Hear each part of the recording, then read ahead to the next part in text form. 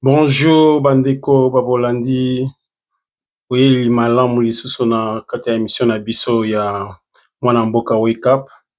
Nga ndeko na bino Freddy Panzu na ye liboso na bino humble serviteur koprésente bino lisusu un entrepreneur irlandais oyo abandaki business oyo aza na business ya lelo ça fait 41 ans. Depuis abandaki business na ye esali 41 ans et puis ça mwana ne aye kokota ça fait presque 10 à 15 ans.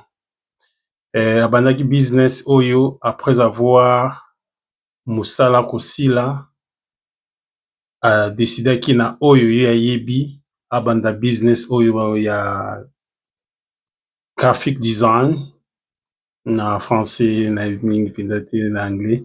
Graphic design donc eza mambo ya ba design ba photo tomonaka na ba panneau biloko tomona ba photo oyo tomonaka na ba mituka to ba écrit oyo basalaka na ba mituka yango nde abandaki kosala na compagnie ekweyi faillite afandi na ndako amoni non naza na likambo moko nayebi to métier moko oyo banda kosala na banda kopratike yango a partir ya ndako. Abandaki moke lelo oyo akomi na 41 ans et puis mwana na ye mpe ayaki korejoindre ye bazocontinue business wana eza mpe un de idée ya business oyo mpe ayebi mosala na ye a partir ya ndako akobanda business ntango mosusu mosala esila deja azoluka asala nini mais aza na mosala na maboko na ye to na mutu na ye to oyo ayebi mais azoyeba te azoluka kaka mosala place moko akende kosala ye pourtant ye moko ayebi mpe kodevelope yango a partir ya ndako et puis ça acontinue business na ye ekei mpe liboso neti mingi toza na bango na mboka na biso babandaki kosala mais pour le moment bazosala lisusu te et puis bafandi na bandako bazoluka kaka bamisala et pourtant bakoki mpe kobanda bamisala na bango moko et puis ça bacontinue ti baavancer yango wana te kopesa mpe idée moko ki soki oza na mosala moko oyebi à partir ya ndako mpe okobanda mosala wana okobanda kocreye ntango mosusu ozalaki na chanique ntango mosusu ozalaki na onatra ntango mosusu ozalaki na bacompagnie ka différent na mboka na biso maintenant compagnie ekangama okoki toujours kobanda mpe mwa mosala na yo oyo yo oyebi na kati ya ndako na yo na kati ya na nsima ndako na yo esika nyonso oyo ekopermettre oza tolanda et puis ça tokodevelope lisusu.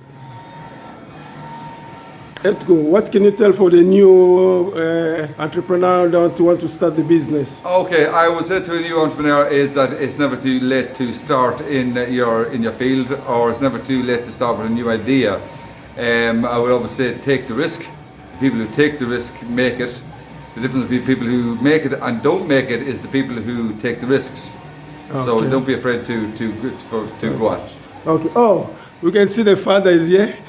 This is the father. You the one started the business. Pardon? You started the business. I started the business, yes. What is your name again? Jim. Jim. Yeah. When did you start this 1984. business? When did you? 1984. 84. Yeah. What pushed you to go for this business? I was made redundant in a factory. And I started up in the printing business. Did you study for that too? You just learn it? I learned it as I went along. And progressed from there on. Okay, and then you call your son. How many sons you working with you? There was a recession in '84. Okay. So there was no money. Things were very tight. Yeah. You do a job and you mightn't get paid for months. From there, you decided to start your own business. Yeah. To be an entrepreneur. Yeah. And then you working with your kids. With the kids, yes. How many kids working with you? They all worked when they were small here. When they had their summer holidays, they worked here during the summer holidays. Okay. Without pay. Okay. Small like what? Yeah. Small like what age? Yeah. What age? Which age? I was suppose up to 14 and. They start working with you. they didn't know much about money at the time. Okay, he was not paying them. Paying was scarce. Anyway, that was it. So it progressed from there on, like, and they all helped out then after that. Now they decided to stay with you. Yes, they're all around here. Yeah. No, but only one. No, I'm the only person. Yeah. I'm Jim's son here, so I took over the business about 15 years ago. Yes, okay. So, that means the business is paying well. it's paying business, so relatively, it's paying the bills. It Yeah. pays the bills. So Okay. after that, it's okay. It's okay. Okay. Can you tell us another things maybe that you didn't say? Another thing about the business. Well, in any business, you have to you always have to be working on it. When you stop working on the business, there's a difference between working in the business and working on the business. So everyone can work in the business, producing, wrapping, making signs. But what you have to do is, as an entrepreneur, you have to remember to be working on the business. So working when you're not here, you have to be working whether you're you're at home and you're thinking about your new product, about your new ideas. Working on the business as an entrepreneur is as important as working in the business. Okay. Can you show us what you're doing? Some machine, some business. Relatively, okay, so I can show you here. So we're just producing a graphic here, which is it won't make much. This is it's a graphic for a sign. So we're just printing the graphic at the moment. So that's just Okay. Do you have different machines? different machines for different applications. Okay. So it's not really it's not really something it's not really something I'm showing. So- Okay, good, no problem. Thank you so much for your time. Okay. Okay, I'll keep in touch with you, and then maybe we will come back. Okay, what you say about partnership? If somebody want to do a business, to be like a partner with somebody. So a partner. Yeah. Look, as a partner, your partner, you have to have a good rapport. You have to have a good relationship with each other. It depends on the business. Partnerships can work in many different ways. Partnerships, different people bring different key roles to the business. And you advise somebody to do partnership or not? I think that's a decision that only the person can make, and I would advise collaboration. The more people you collaborate with, the better. Simply because it broadens your scopes, it broadens your contacts, it broadens your experience. So I found collaboration with other companies and other designers has always been a positive effect on the business. Okay, thank you so much for giving All us right. your time. Oh, well, thank you Okay, much for we'll see you again. Okay, please. Thank God, you. okay. Bye bye. Ya ngai yo ndeko na bino nazongi lisusu ndeka nayebisaki bino ke tokolanda émission tokolanda idée ya papa oyo lisusu ndenge abandaki business na ye. Ya malheureusement bozoyoka anglais te, mais ya quelques congolais oyo bazoyoka anglais neti na Irlande awa na si bozoyoka anglais bino nyonso, na Angleterre bazoyoka anglais oyo balandanga na Angleterre, na États-Unis na bamboka mosusu oyo bazoloba anglais bazo comprendre yango wana eza pe important. Anglais eza vraiment langue moko important, toza obligé toyeba yango, toza obligé toyekola yango.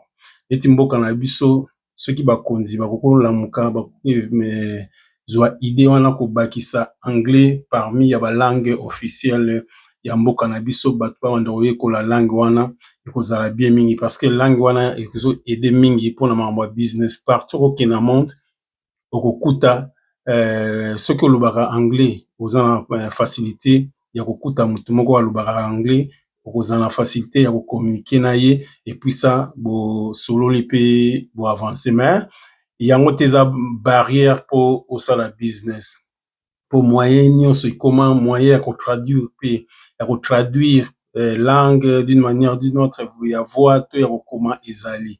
Donc langue te nde moto ekofrene yo mpo oavance na vie, langue te moto ekofrene yo mpo osala business. Yango wana ndenge bouti olanda famille oyo papa abandaki business après avoir kozanga mosala esilaki et puis récession ekotaki na Irlande donc mbongo ezalaki lisusu te adecidaki afongola business na ye na oyo ye ayebi na oyo ye abandaki kosala abandi yango mpe moke bana na ye mpe bazalaki wana koya koede bazalaki déjà na baage ya ba 14 ans babandaki koya kosala koede na mosala mpe koyekola mosala yango mpe eza likambo mosusu biso baafricain ifo tomeka tobongisa kote wana papa mama ntango oyebi mosala moko boye ifo koinvite bana na yo baya mpe bayekola mosala wana on ne sait jamais na futur nini ekoleka tala famille oyo papa bandaki baka wana eza ebele awa na poto et surtout awa na Irlande na kolakisa bino mpe bafamille mosusu lokola babanda première génération deuxième génération lelo baza na troisième génération ya business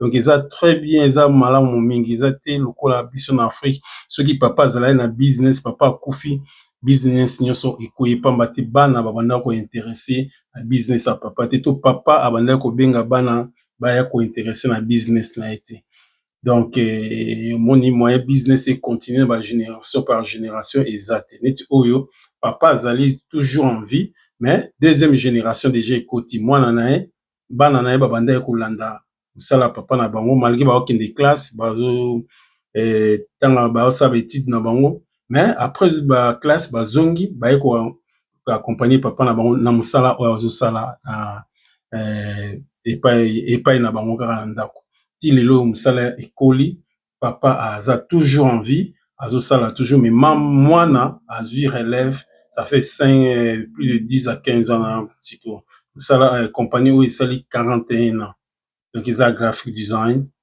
basali nango déjà 41 ans ya vie donc eza mpe baide mosusu biso baparent tokoki kozwa comme mpe bana tokoki kozwa totikala baparent na biso te na misala bazali kosala soki bazosala tokendeke toassiste bango mpe toyekola mosala wana lobi papa aza te bana bokozwa relève et puis oleki okende luka mosala boza déjà na mosala na bino na ndako yango wana mpe napesi conseil na beti soso na bandeko mingi bayebi misala baza nango na bandako bafandi bazoluka toujours misala oza na besoin okende luka misala te oyo yo oza nango okobanda yango apartir ya ndako mwa moyen moke oza nango bandi moke ekokotisela yo mbongo mpe ekoavance vie na yo en tout cas mpona lelo mwa moke nalingaki kobakisa yango wana mingi deja basi balobi nakanisi bosabone bopartage balien oyo na kozwa oyo nyonso akotala émission partage mpe na bandeko mosusu mpo lisanga ekola ndenge mpe kaka nalobaki bandeko nyonso bazomi na mboka Irlande na miniti oyo baza na babusiness baza na mposa mpe basolola to baparticipe na émission oyo boza le bienvenu bobenga ngai tokosolola mpe tokotia baimage na bachaîne na biso ya mwana mboka wake up mwana mboka lamuka tolamuka pamba te tozali kolala makambo ebele elali il faut tosala mboka na biso ça fait depuis tozwa indépendance esali déjà longtemps donc il faut tolamuka tozwa baexemple bamboka lokola bachine bamboka lokola badubai lelo oyo badéveloppe rien n'empêche biso mpe todéveloppe toavance mpe tokende liboso en tout cas mpona lelo oyo naboyi kocontinue masolo milai mwa ndambo tolandi yango wana tokokutana lisusu mbala nsima nasi mbala oyo tokoluka ta mwana mboka